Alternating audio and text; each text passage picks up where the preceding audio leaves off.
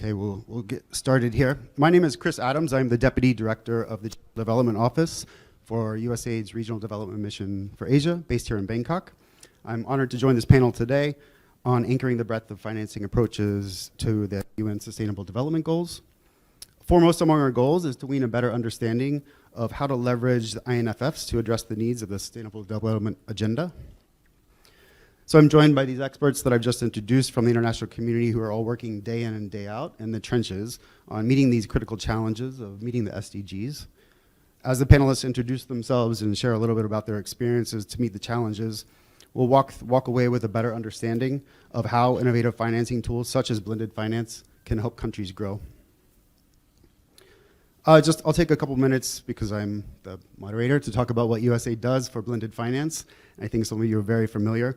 Our bread and butter, of course, is working with private sector and governments to improve the enabling conditions for investment in finance. We work on financial infrastructure in countries where we work. We create a conducive environment for finance providers and intermediaries. And we help create ecosystems for financial facilitators and innovators. We couple all this with direct technical assistance. We do this with finance seekers, borrowers, equity investees, and with the financial institutions themselves. We aim to de-risk financial transactions in all these countries and ultimately unlock growth.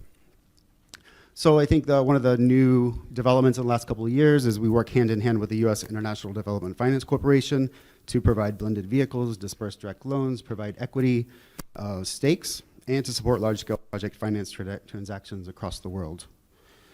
So these panelists here today are going to discuss, like I said, opportunities and challenges among public, private, and blended finance vehicles and talk about how that links with sustainable development achievements. Given the caliber, I know that we're going to have an enriching conversation.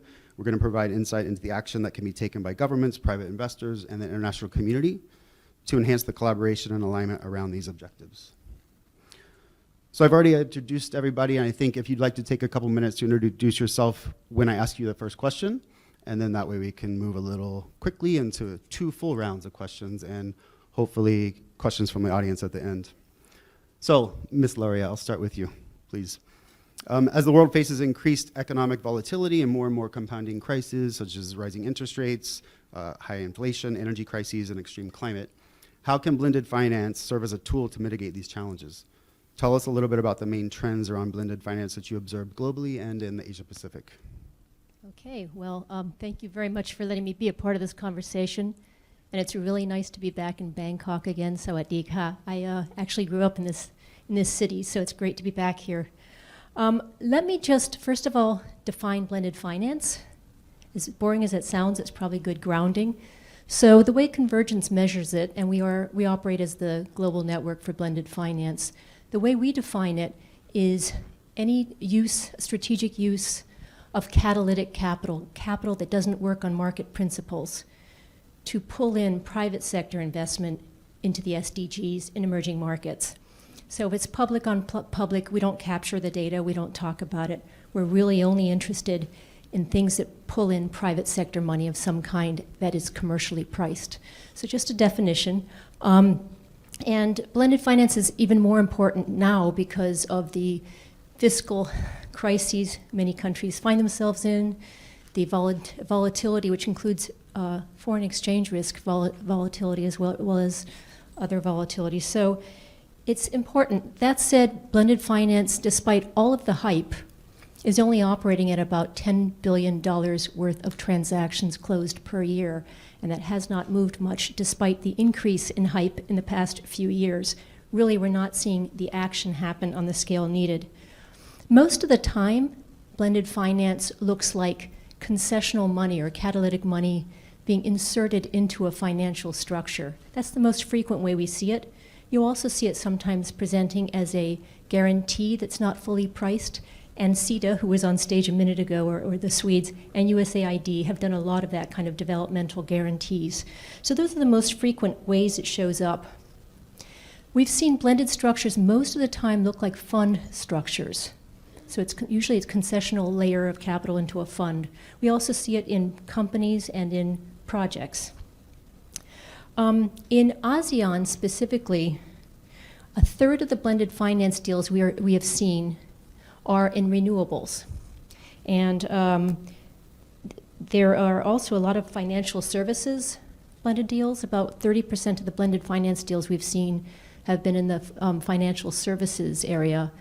And 16% of the deals we've seen, so about half of those financial services ones, are microfinance, which makes sense. You have a lot of unbanked people in this neighborhood. Most popular destinations for blended finance: Indonesia, Philippines, Vietnam, Cambodia. If I might talk about opportunities and challenges, I came up here with your piece of paper that was the briefing note because I was stunned by the graphic on page 1. And those of you who are dialing in remotely, I don't know if you have the same graphic, but it basically shows progress in ASEAN against where we should be in 2022 on each SDG. There's not one bar in this chart that is at the line. They're all beneath the line. The best one here is affordable and clean energy. Makes sense, that's becoming investable or has become investable. But the scary ones are climate action. We've actually gone backward since the SDGs were promulgated. Life below water, life on land, both looking really, really, really weak.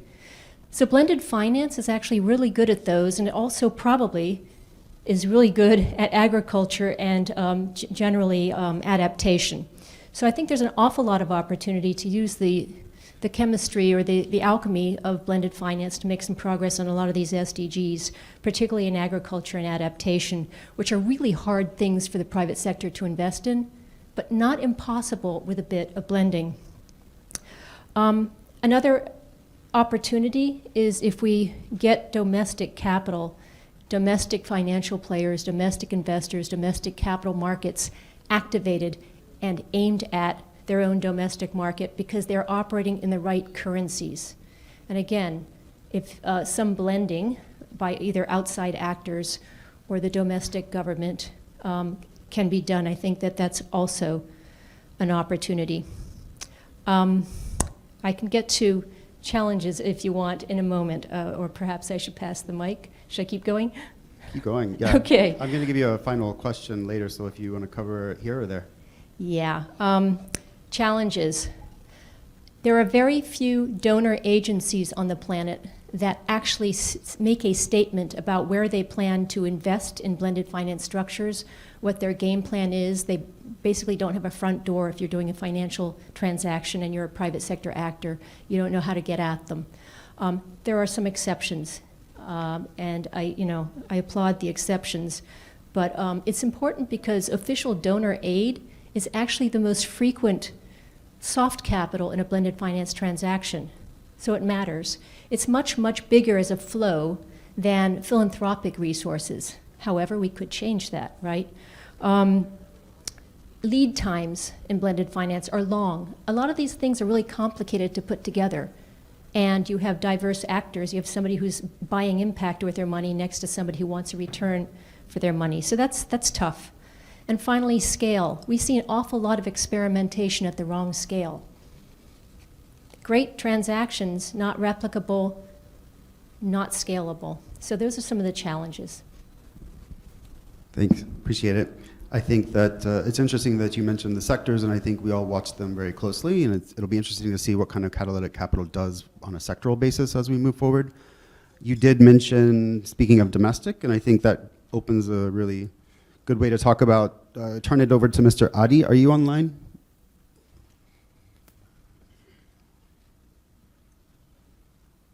Before I ask the question.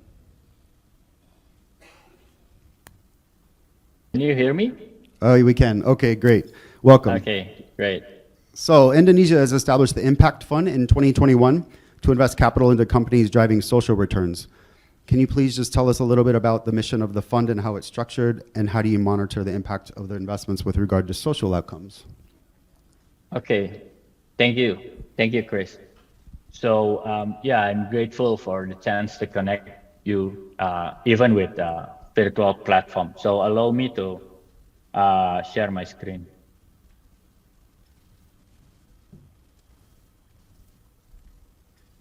Okay. So yeah, Indonesia Impact Fund is the initiative that actually we initiate this 2020, even before pandemic. And then maybe because all the things that we have during the pandemic, so we launched this in 2022, last year. So this, the Indonesia Impact Fund overview, this is the structure that we are using. I want to emphasize that Indonesia Impact Fund is the first public-private investment fund in Indonesia, investing into early-stage startup to champion the SDG in the post-pandemic world. So our mission is to create impact on scale. So the company will be commercially viable as well as creating impact. As for the structure of the fund, we are using the Singapore Variable Capital Company structure, and it involves many parties in the making. Mandiri Investment Management act as a manager. On the investment advisory side, there's Mandiri Capital Indonesia, which is our sister company, and also the APEC Business Advisory Council, which is called ABAC, as an investment advisor. And of course, UNDP as an impact and framework partner that provide the impact measurement matrix.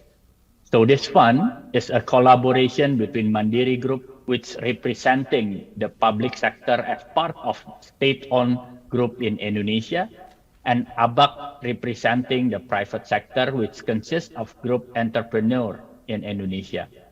So in summary, this fund is using a Singapore Variable Capital Company as a structure, with Mandiri Investment as a fund manager, MCI Mandiri Capital and ABAC as an investment advisor, and UNDP as impact and framework partner advisor.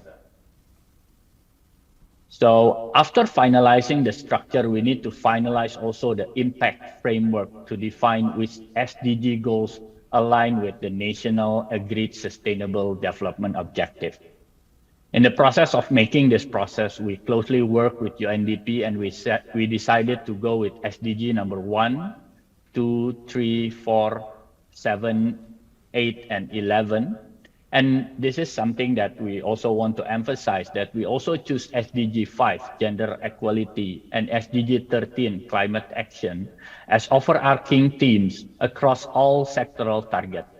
But not only we define which SDG we want to achieve, but also define what the specific sector and key indicator for impact.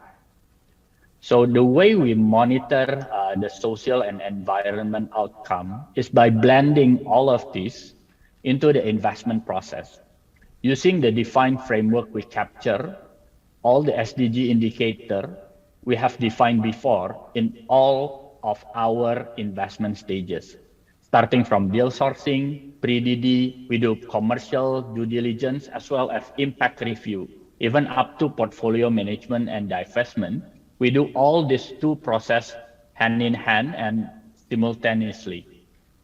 And one of the value added of this fund, as mentioned in the beginning, as we are combining public and private partnership. So Indonesia Impact Fund will involve collaboration between state-owned enterprise and private sector to build a strong and impactful investing portfolio that creates greater impact and benefit to the stakeholder. We incorporate the portfolio companies into the ecosystem of state-owned enterprise, which is Mandiri ecosystem, as a fund manager, and combine that with the access provided by the LP, which is representing group of private sector and entrepreneur in Indonesia. So we start this fund as a micro fund. We launched in 2022 with the existing LP, which is the group of big business owner in Indonesia, as a starting point. So the next phase to grow this fund and creating bigger impact is by inviting and collaborating with global and international investor through co-GP arrangement. Thank you, Chris. Thanks a lot, Mr. Adi. We'll come back to you later. A lot to look at here, and I've seen I think the structure is similar and probably going to be very successful, especially the last session when we talked about the orange bond from IIX. So interesting. The next question here we have for Mr. Gamiri. Okay. So blended finance is nothing new in Nepal. I've been there a few times, and I've seen the banking sector really make leaps and strides. And I think you're a leader in blended finance solutions for several years now. And I hear just Well, could you please just go ahead and tell us a little bit about the successes you've had and some of the impact you've seen so far? Thank you, Chris. Well, in fact, it's a big honor to represent probably the only commercial bank in this forum. In fact, commercial bank that is promoted by the private sector. So, let me just give you a small snapshot of NMB. 2014, we onboarded FMO as our largest shareholder. 2015, we were the member of GAVV, Global Alliance for Banking and Values. We just had a balance sheet of just $700 million. So we started very small. Then 2018, with Global Alliance for Banking Values, learning like the sustainability is something that we need to do and we need to work in that space, even though Nepal emits less than 0.5% of carbon emission. So sustainability is one of the most important verticals of the bank, even though playing in a commercial banking space. We strategically made certain decisions that commit the portfolios by 2030. We'll be reaching around 15% in a clean energy space. 2020, we were the steering committee member on PCAF, that is Partnership for Carbon Accounting Financials.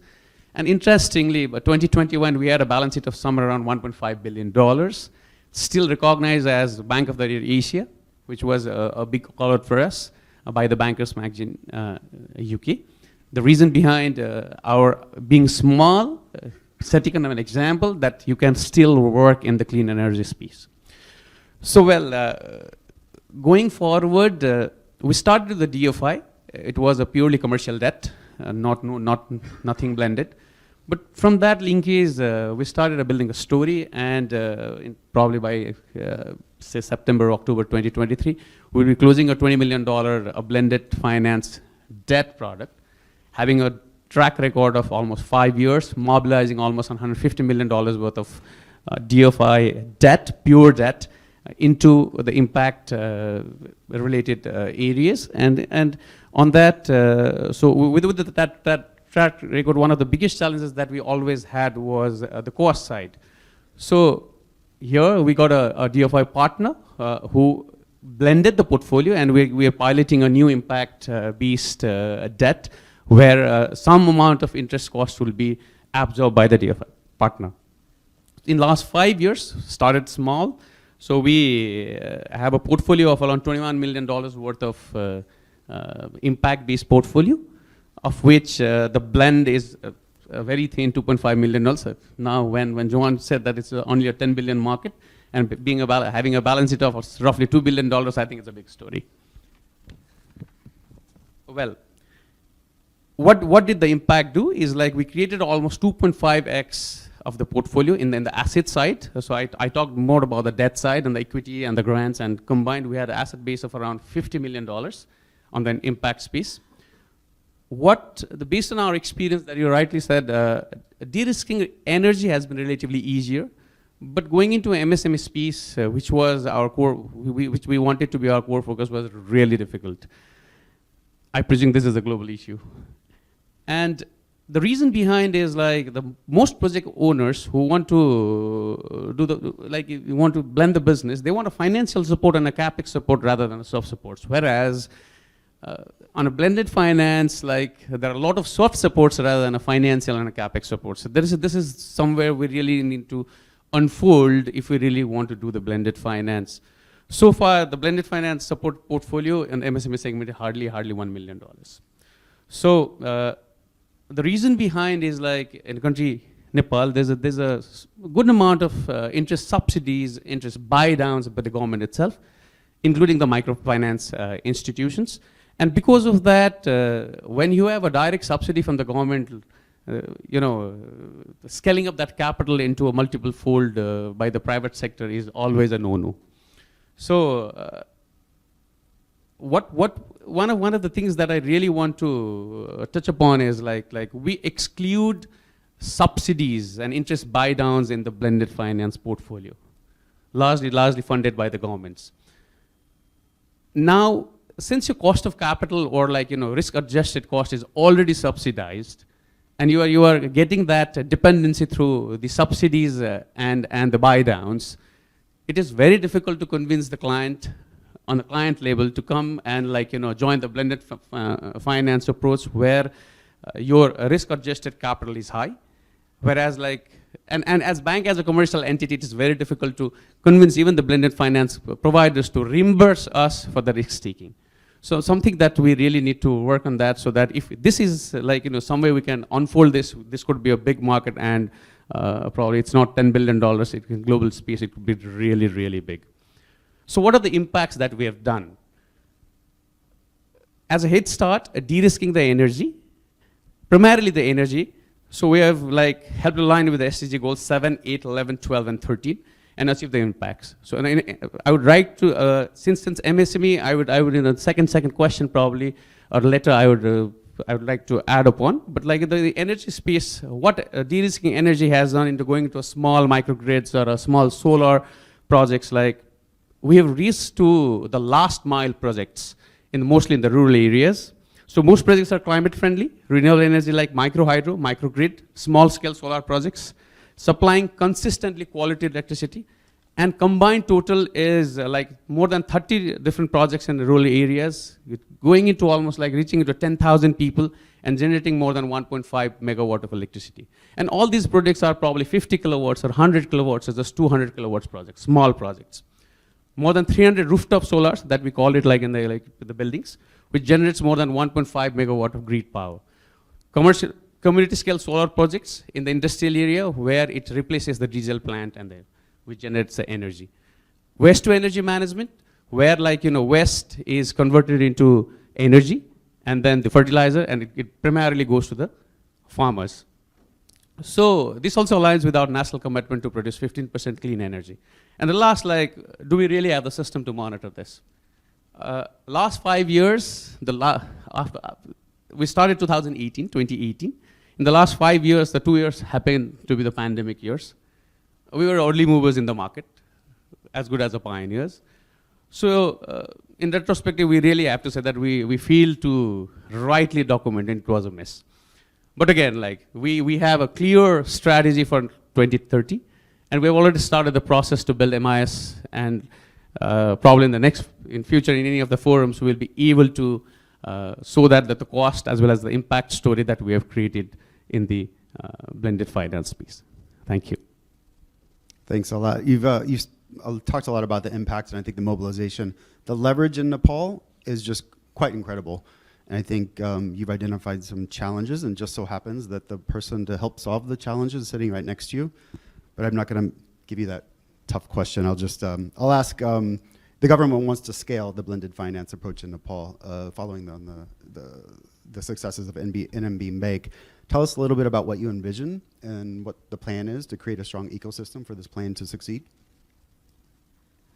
Yes, well, thank you, Mr. Chris, for giving me the floor. Actually, just we have provided the two-round discussion in only 9 minutes, so it's quite difficult to sum up my points within the 9 minutes. But I'll try my best to sum up. Yes, my colleagues from the bank, he has just described the case study in the blended finance Nepal. So here I will like to highlight some of the government initiation, what we are doing in the blended finance, and what is the position in the blended finance. Actually, I'm representing here from the Ministry of Finance, and I'm working in the International Development Cooperation Division. So I actually work in the integrated financing framework. So mostly I would like to highlight here some of the points that the government of Nepal has already initiated the integrated financing framework, and we are hopeful that we'll complete this framework within the 6 to 9 months, because the way is on the way. We have already onboard the team to the draft, the integrated financial framework. And secondly, in the policy, international cooperation development policy, year 2019, actually there is the special point for the blended financing and for the big projects, like the big projects, and also the integrate the government financing and private finance, and also the donor aid mobilization. We have the provision of the blended finance. And thirdly, the point is that now Nepal is in the LHC graduation stage, and we are going to graduate in 2026. But actually, I would like to highlight that the Nepal is going to graduate, but actually the GNI is still less than the, less. So it's quite challenging for us to meet our development goals or SDG, because still there is the financing gap. And thirdly is that now we are in the last stage of the implementing the 15th periodic plan, and which has the the SDG indicators and keenly integrated with the SDG indicator and the blended also, and also the coding. And in the review of this 15th periodic plan, we are going to draft the 16th plan. And also in just the 15 days ago, the government has announced the budget for the coming fiscal year, and there is the clearly mentioned that the blended finance and the issuance of the green bond are also in provision in the budget. So we are hopeful that in the coming days we can share here that from the green bond Nepal has collected some of the amounts goes to some of the projects. So I think that that might happen. And another is actually we have conducted the SDG financial gap study, and still there is the financial gap of the government gap, almost 30% and almost 50% gap from the private sector in investment. So still there is the importance and the relevance of the blended finance for the Nepal. And just I like to highlight some of the points that in our policy, as I already mentioned that in the international development cooperation policy, there is we accept the high importance of the blended finance, and the Nepal government is going forward to utilize the blended finance in the different sectors of the SDG indicators or mega projects. And just as I know,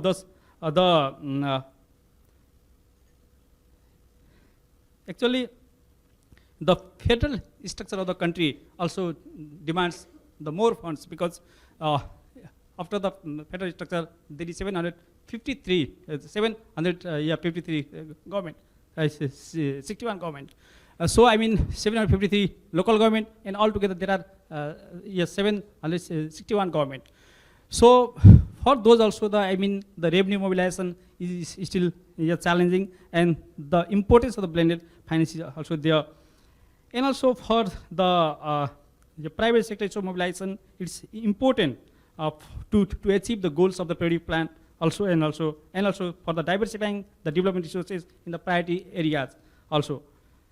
And just I would like to highlight here that the Ministry of Finance has the key role for carry out a blended finance and making the policy. So I like to sum up here that after the drafting and finalization of the integrated financing framework, then that framework will specify the windows of the blended finance or aid mobilization or local resource mobilization, revenue mobilization. So all together of that framework and collecting the resources, then it will be the supportive to achieve the SDG indicators and SDG goals. Thank you. Thanks. Thank you so much. It's really heartening and significant to hear the budgetary commitments on blended finance for Nepal. I think we'll switch gears a little bit and go to another part of the Asia-Pacific. So I'll turn it over to you, Mr. Karoy. I have a question on marine development and the blue economy. They're both really critical to small island developing nations. Maybe first talk about the blue economy. I don't know. And then please share with us a bit about Fiji's blended finance facility. What's the structure and some of the incentives? Thank you.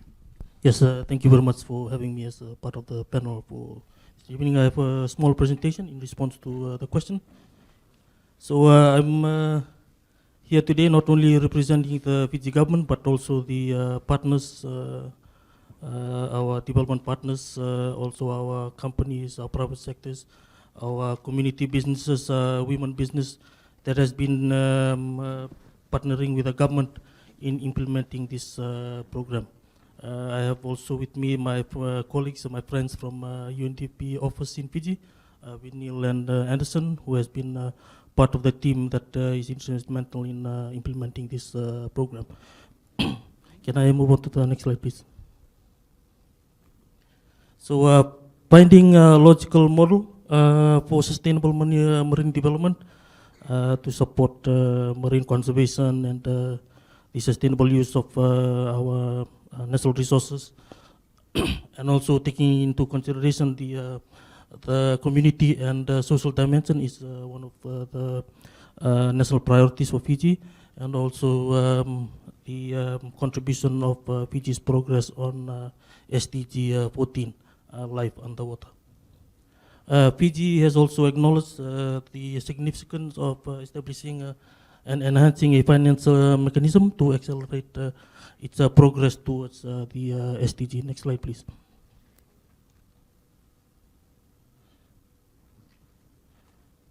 So can I have the next slide? Okay, so as part of the work between the government and our partners, our UN partners, UNDP and UNSDF, we have implemented a project called the Investing in Coral Reefs and Blue Economy Program. And it is co-funded by the Global Fund for Coral Reef, for about 4.6 million and 5.2 million from the UN SDG Fund. The program creates a blended finance facilities and future pipeline of bankable projects by combining technical assistance, performance-based grants, and concession loans for small businesses in Fiji. Can I have a next slide, please? Okay, just briefly on the program that we have. As you can see on the screen, we have the program in the middle, and on the left we have the local private sector broker, Tanawatu and Blue Finance. Both of these two approaches under this program addresses two key issues in Fiji. One is waste management, solid and liquid waste, and the other is on marine conservation. The Mataniwatu, which is on this left, is focusing on waste management and is partnering with small businesses to be part of developing a second landfill for Fiji.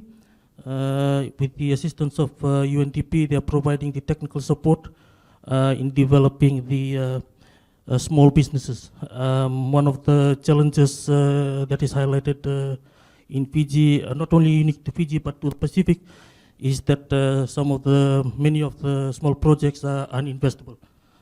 They do not meet the requirements of our financial institutions.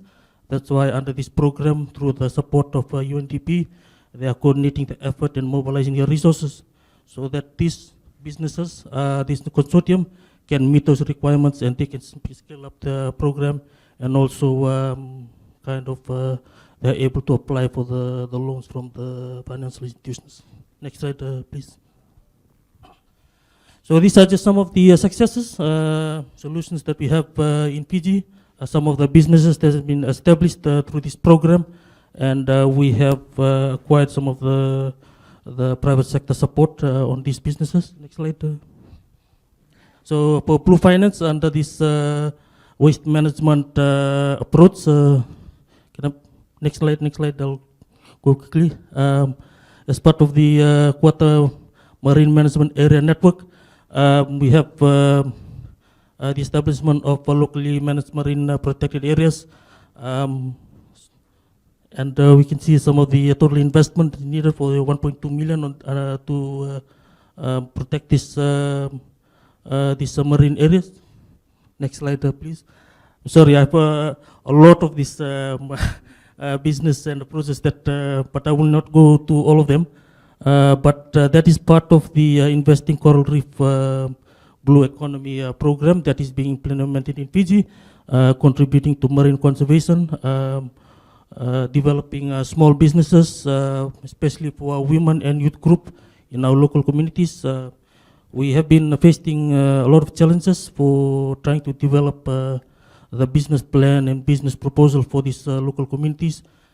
Also, we have taken into consideration the challenge for our local communities, the cultural, the traditional setup of our indigenous communities, the hierarchy system, and also the patriarchy system that we have, very strong patriarchy system. But those are some of the challenges that we are facing. that some approaches we have kind of removed and taken other approaches. So that is part of the Investing Coral Reef Blue Economy program. Briefly on the project in Fiji. Thank you. Great. Thank you. I appreciate all the extra slides. I don't know if you know, but USAID is about to open their first official mission in Fiji very soon. I have a very clear idea of what we can partner on when we're there, and I hope to get the first trip. So moving on back online to Mr. Adi. I'm told that you are now working on performance-based investments. They are in the next evolution of the sustainable investing market, where it directly links payments to the achievement of sustainability goals. Tell us a little bit more about the pilot you're doing at Mandiri, if you don't mind. Yes. So yeah, the pilot project, as I mentioned, is the first public and private partnership investing fund in Indonesia. So the way we make sure the sustainability is by embracing the access and network provided by public as well as the private ecosystem in the fund. So we are starting to make sure that business development and business model can be sustained commercially. And with this foundation, the company can create more impact. For instance, by providing like access to financing. As Mandiri, as a biggest financial group in Indonesia, we are connecting the portfolio company to the financing. So then by doing that, we make sure that foundation is stable, so then they can create impact in the next development. So on the regular basis, we, as a fund manager, closely monitor the financial indicator. And at the same time, UNDP Indonesia also monitoring the impact indicators which we defined in the framework before. So by like closely monitoring both indicator with financial as well as the impact. So that's why that's how we implement the performance-based investing model to make sure that financially as well as the impact we can make this sustainability fund works. Okay, thank you so much. Appreciate it. We'll move right on to the next question. We're well into round 2 now, and I think we're doing really good on time, so I'm not going to cut anybody short. Good. So the next question over to you, Mr. Acharya. Nepal is one of the countries that's planning to launch an INFF process in 2023 before the end of the year. The financing strategy is going to have a strong emphasis, I'm told, on digital and blended finance. You spoke a little earlier about it. How do you think the INFF approach can help shape blended finance in Nepal and strengthen the connections between financing and sustainable development outcomes? Yes, well, Mr. Chris. Yeah, thank you for the second round. Just as I mentioned already in my first round that the Nepal is going to formulate the integrated financing framework. And also I mentioned that in the government policy and the budget just 15 days ago, the government has, the submitted in the parliament that the government has the high priority in the blended financing and financing modality, and to formulate the conducive environment, conducive law for the private sectors to enhance the investment by the blended finance in the key priority areas of the government, and also to achieve the SDG indicators.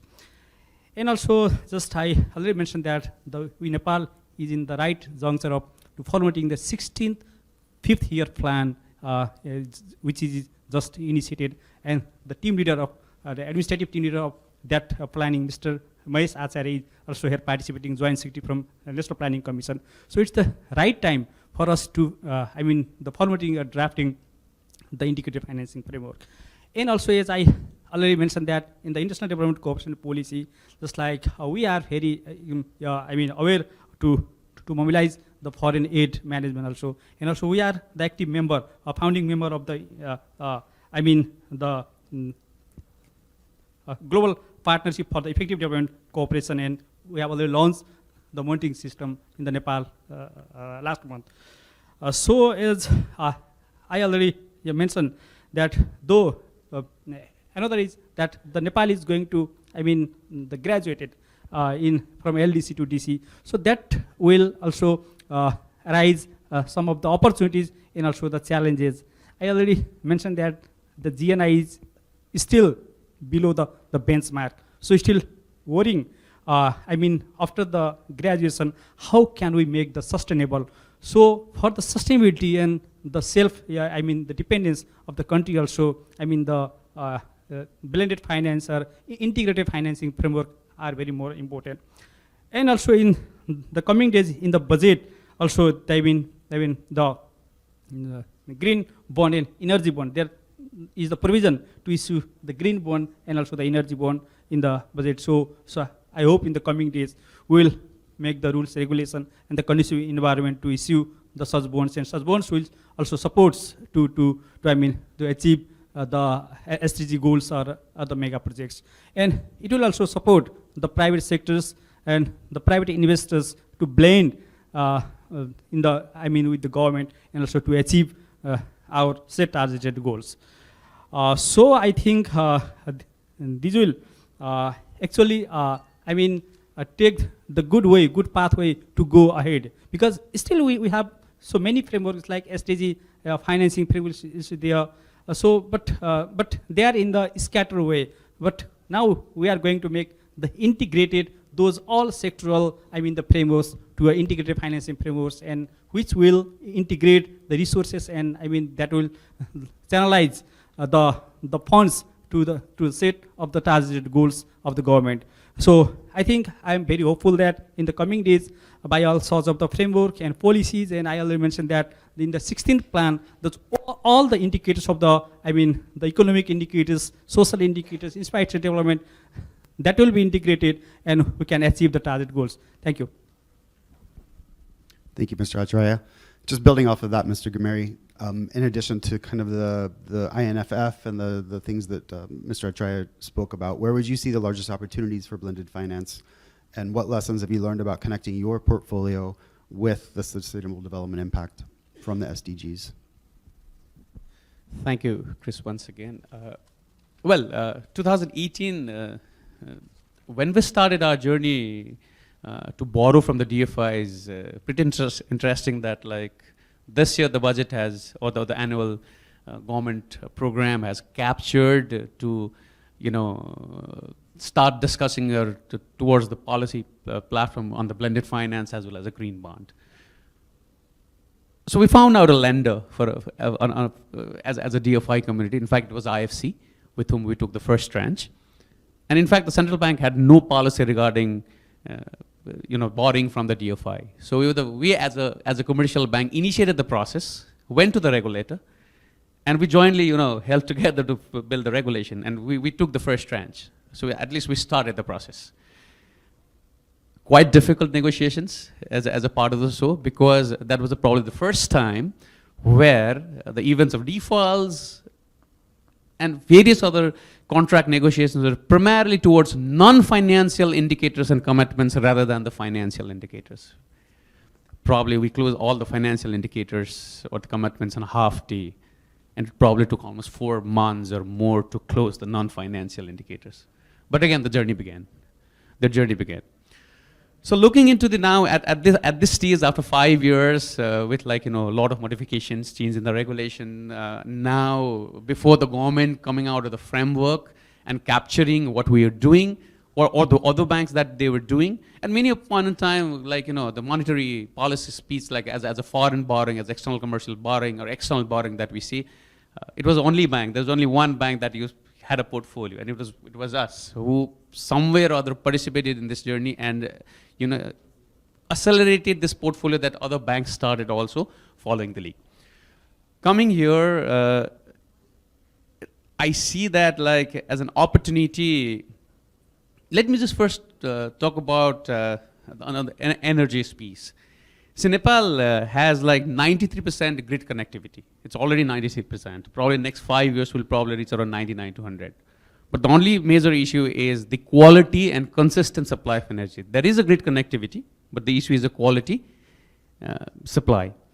So unless the blended finance providers, somewhere work to see hydropower as one of the areas where you can provide some sort of blended, again, there's a strong argument that when the private sector is already capable enough to develop the project, why do you need a blended finance?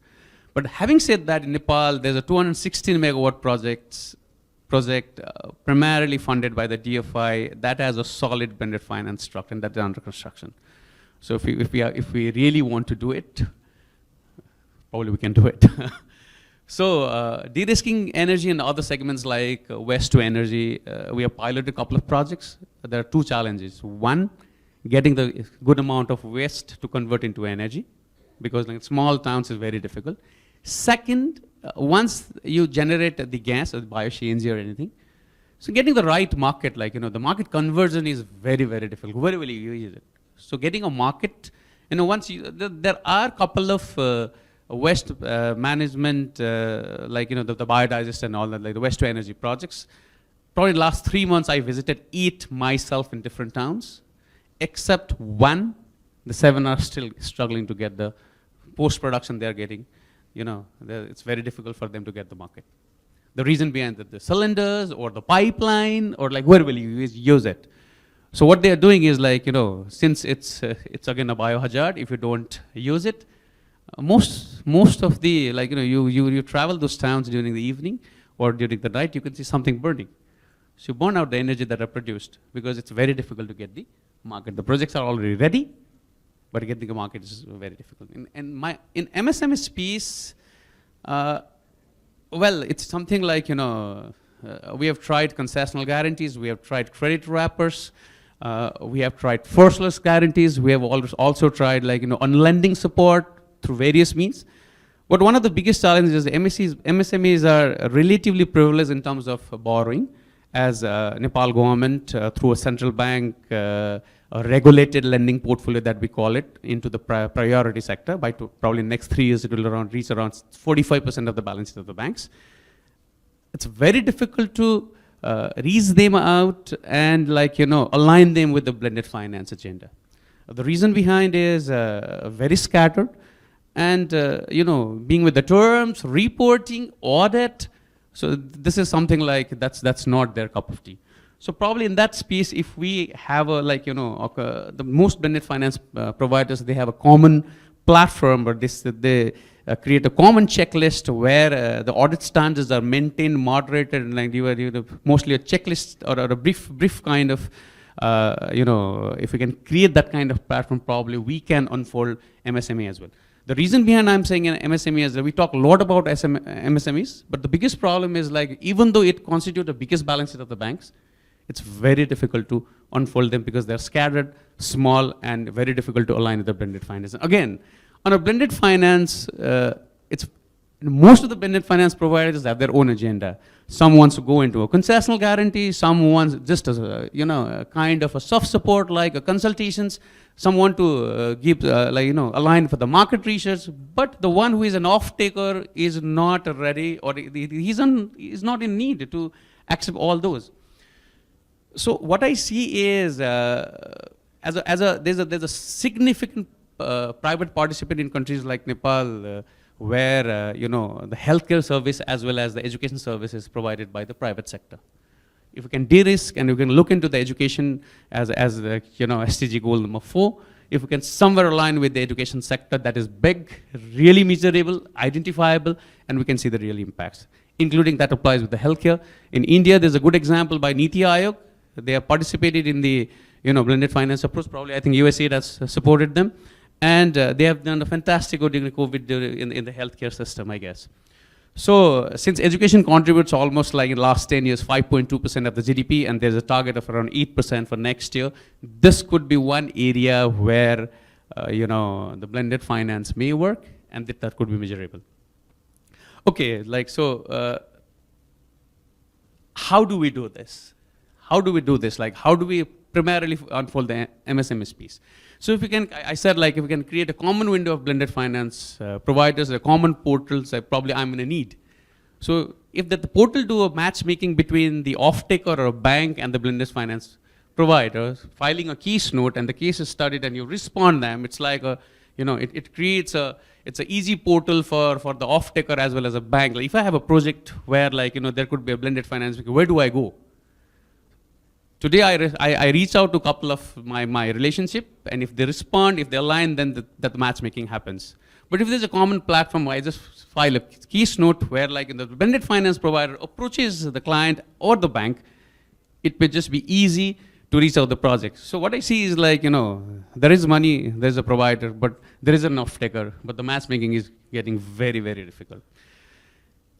A third, the small sums on the MSME platform is very, very challenging. Like scattered, even for banks, it's a big cost, size of operating cost. And many blended finance providers, what we have seen is like the banks, they ask us to some way provide identification that the clients have rightly used the money.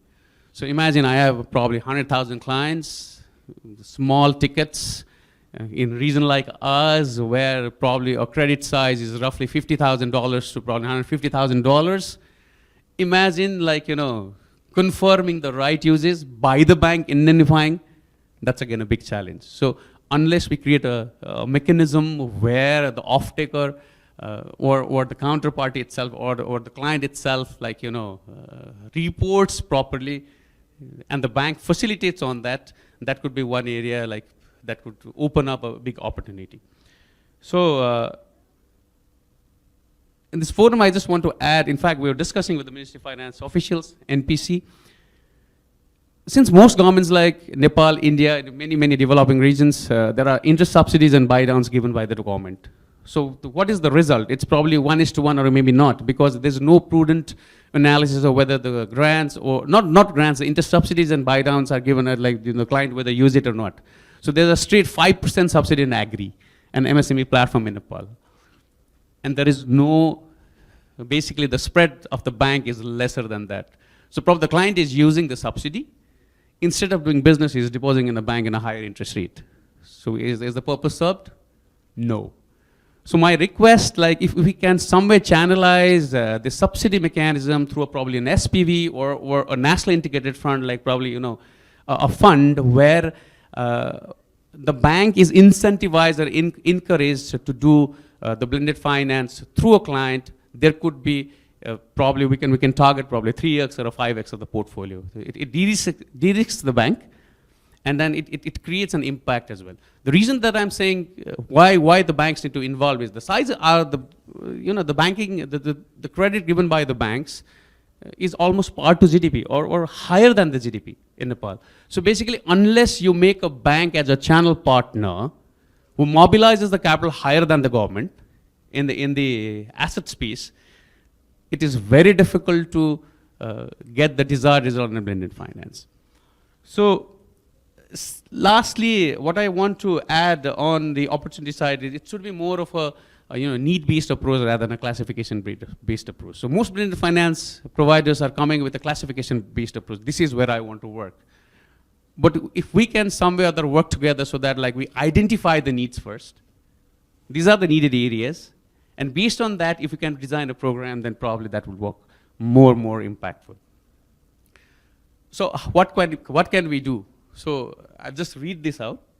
A more flexible and clear approach to cater MSMEs. Develop firm qualifications to onboard the institutions like banks to partner that work in a portfolio level. But once onboarded, provide flexibilities to use the blended finance instrument and the structure, the mix creating impacts based on needs approach rather than based on a storyboard approach.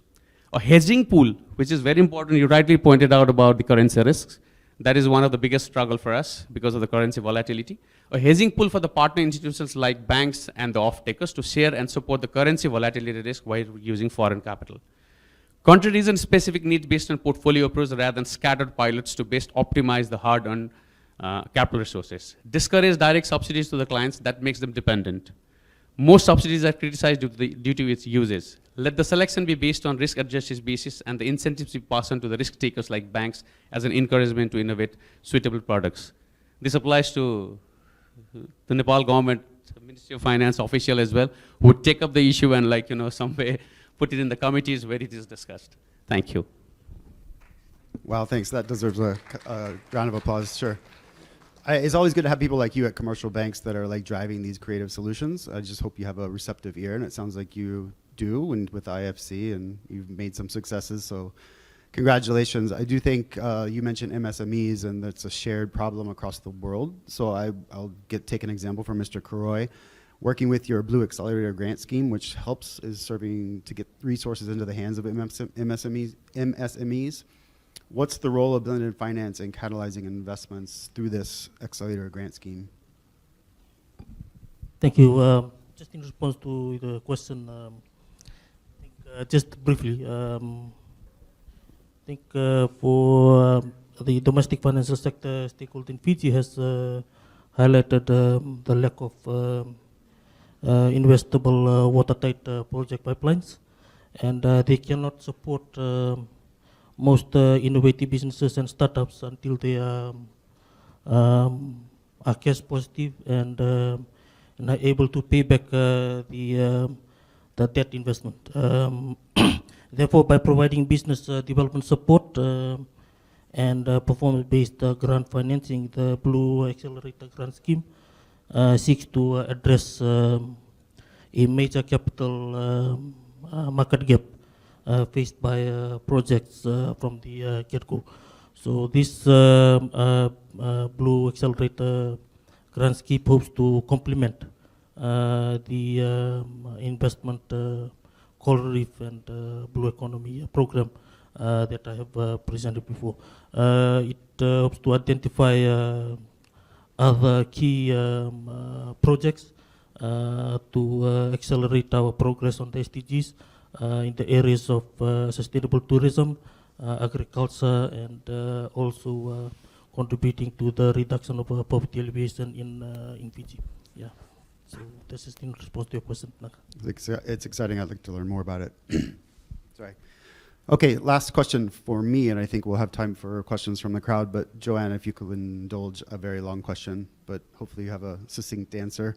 Based on your experience in the region, identify probably your top 3 things the government, private sector, and international partners could do to scale up blended finance. Also, how do countries that are developing an INFF use this approach to facilitate dialogue? Sure. I'm going to shorten it by only having 2 recommendations. So first of all, look, blended finance has a paradoxical issue of being treated like this airy-fairy high-level thing, and at the same time happening on this kind of cottage industry level at subscale and too specialized and too shaped and you know, perfect for the situation it's in. So what I want for all of us to do is to actually get to a point where you're using all the known structures and all the known players and just rinse, repeat.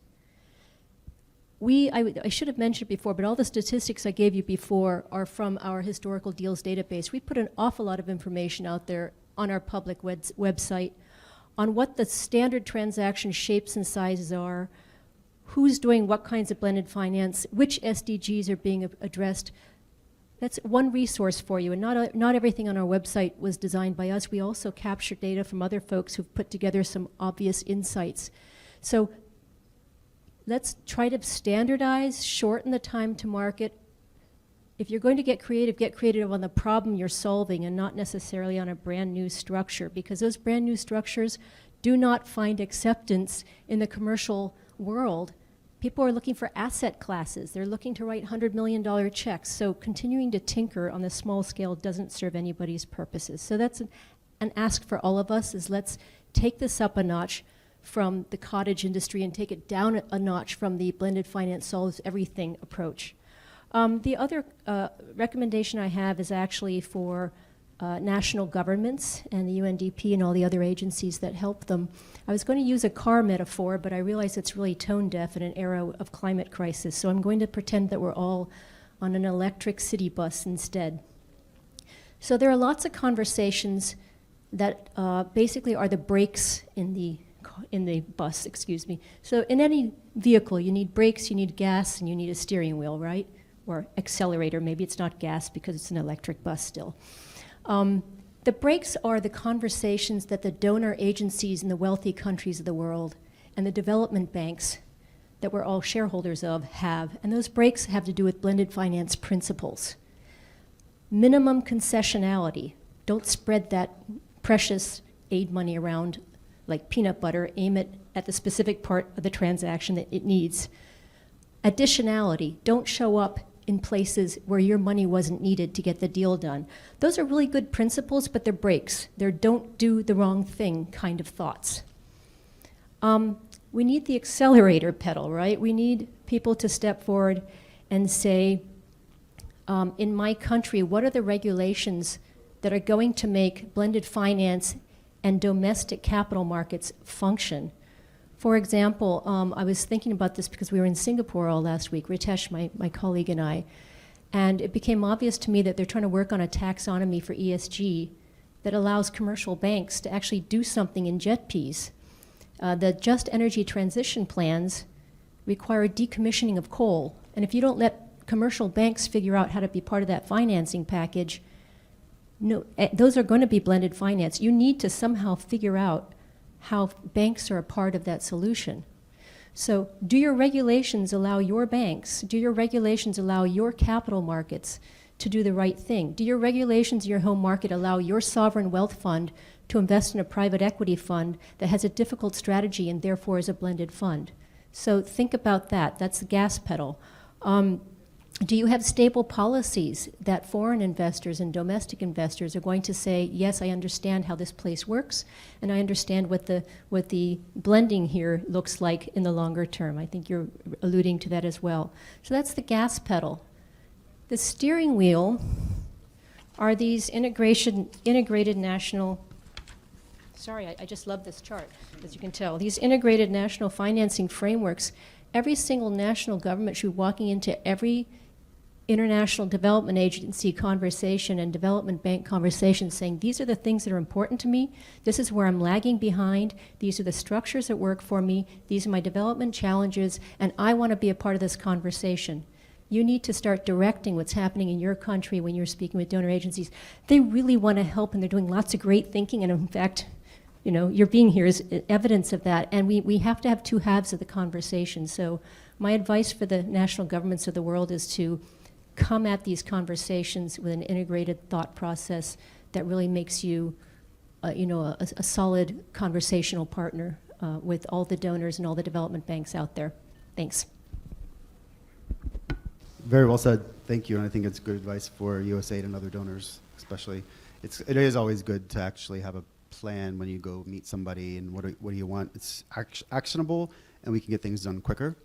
I'm going to open it up to a couple of questions from the floor. We have time? Yeah. Okay. 2 questions, please. For anybody?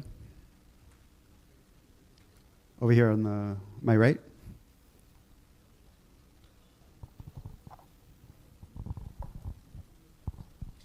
Thank you. Fantastic presentations. We were just exchanging notes as we listened to you, especially Srijesh and Jean. Jean, my question is for you. It's a bit of an outlier question. I'm not a finance sector expert, but any quick thoughts on the non-traditional investor? I'm talking about high net worth individual. I'm talking about pension funds. What are chances of countries like Pakistan to crowd them in? What should be the strategic elements to bring in these players? So the impact investors of the world generally do impact deals. We see them not that often in blended finance. It's probably about 16% of the investors in blended finance are impact investors.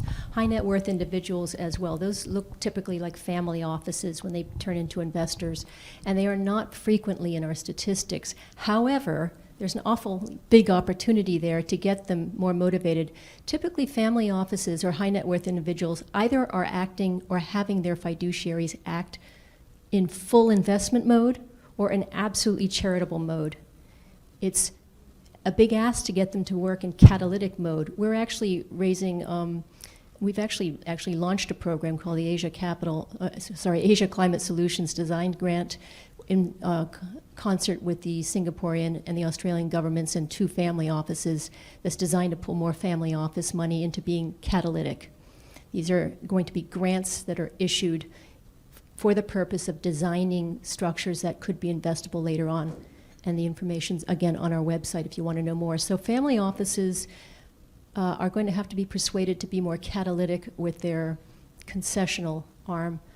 Institutional investors, that is the entire name of the game. If we can get institutional investors into all these difficult strategies and tough neighborhoods by blending in a way that makes the deal acceptable for them, that's, you know, trillions and trillions of dollars. Remember, these people are managing your pension fund, you know, somebody's life insurance policy. They can't go galloping off to doing something that's out of bounds, but they can do things if some of the risks are taken off the table.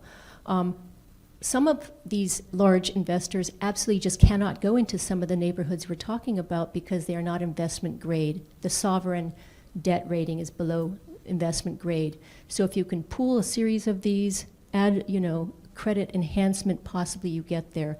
But it's going to take, as I said, structuring into known asset classes to get them into the conversation. They're not going to go do a single country fund in a non-investment grade country in an education strategy. You can't ask all that in one fell swoop.